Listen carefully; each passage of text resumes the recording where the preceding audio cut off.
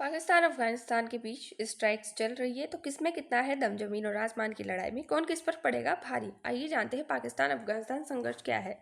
तो इन दोनों के बीच हालात जंग जैसे बन चुके हैं। ऐसे में सवाल उठ रहे हैं कि अगर दोनों के बीच सीधा युद्ध होता है तो कौन किससे पर भारी पड़ेगा। दोनों तरफ से हमले। अफगानिस्तान ने दावा किया है कि उसने एक पाकिस्तानी फाइटर जेट लड़ाकू विमान को मार गिराया है और कुछ सैनिकों को भी पकड़ा है।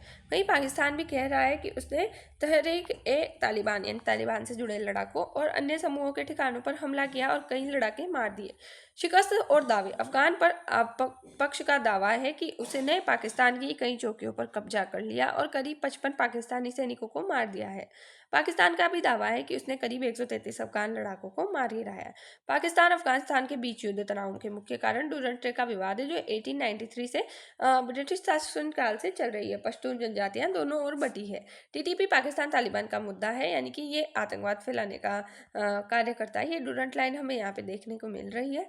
पाकिस्तान अफगानिस्तान संघर्ष की ऐतिहासिक घटनाएं। 1893 डूरंट रेखा बनी, सीमा विवाद शुरू हो गया क्योंकि पश्तून दोनों इलाकों में बट गए। 1947 पाकिस्तान बना, अफगानिस्तान ने इसका विरोध किया। 1979 सोवियत संघ ने अफगानिस्तान पर हमला किया और 1979 से 89 में मुजाहिदीन ने सोवियत से युद्ध किया और यूएस पाक समर्थन किया। 1989 से 1991 सोवियत वापसी हुई, अफगान गृह युद्ध छिड़ा रहा। 1996 में तालिबान सत्ता में आया। 2001 से 9/11 हमला हुआ जिसमें अमेरिका ने अफगानिस्तान पर चढ़ाई की। 2001 से 21 में तालिबान विद्रोह हुआ और टीटीपी का उभार ज्यादा हुआ। 21 तालिबान फिर सत्ता में आया और 24 से लेकर 26 तक पाकिस्तान अफगानिस्तान तनाव जंग जैसे हालात देखने को मिल रहे हैं। पाकिस्तान अफगानिस्तान ताइवान की सैन्य शक्ति। तो इनकी सैनिक संख्या की तुलना करें तो पाकिस्तान सक्रिय सेना सैनिक 6.60 लाख है। रिजर्व सैनिक लगभग 10 से 11 लाख है। कुल संभावित बल 17 लाख तक है। अफगानिस्तान पर 1.65 है और 1.75 लाख सक्रिय लड़ाके हैं। रिजर्व जो सही थे लगभग 2 लाख हो जाते हैं। यानी कि पाकिस्तान के पास तालिबान की तुलना में लगभग 4 गुना ज्यादा सक्रिय सैनिक है। हथियार और सैन्य ताकत की तुलना। तो टैंक पाकिस्तान के पास 2677 टैंक है। अफगानिस्तान के पास 100 से 200 टैंक है। अधिकतर पुरानी है।